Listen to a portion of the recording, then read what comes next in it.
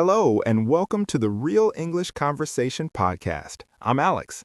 And I'm Sarah. Hi, everyone. Welcome back to our channel. Sarah, it's Wednesday morning. Are you tired? A little bit, Alex. But I'm happy because the weekend is coming. Yes, the weekend is almost here. So today we have a great topic. We are going to talk about weekend plans.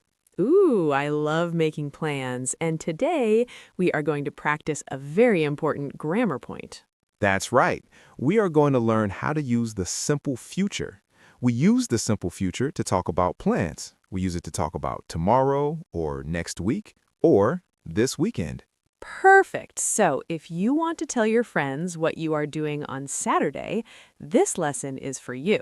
Yes, so before we start, please hit that like button, subscribe to the channel, and share this podcast with a friend who is learning English. Okay, let's start talking about weekend plans.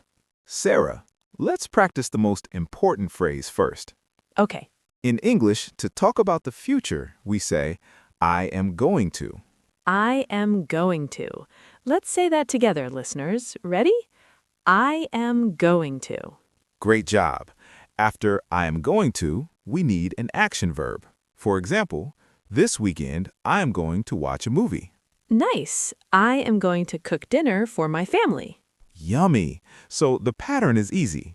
I am going to plus verb. Let's practice with some easy verbs. Repeat after us. Number 1, I am going to sleep. Pause for listener. Number 2, I am going to read a book. Pause for listener. Number 3, I am going to call my mother. Pause for listener. Excellent. You are doing so well. Now, Alex, what about questions? How do we ask a friend about their plans? Great question. To ask a question, we change the order a little bit. We say, what are you going to do? Listen again. What are you going to do? It's a very common question on Friday afternoon at work. It is. So let's practice that. Listeners, repeat after Sarah. What are you going to do? Pause for listener.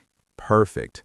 And a short answer is, I'm going to. You can say I'm, it's short for I am. Listening practice, the conversation. Okay, now let's listen to a short, real conversation. Two friends, Mia and David, are talking on Friday afternoon. Listen carefully. Try to hear what Mia is going to do and what David is going to do. Here we go.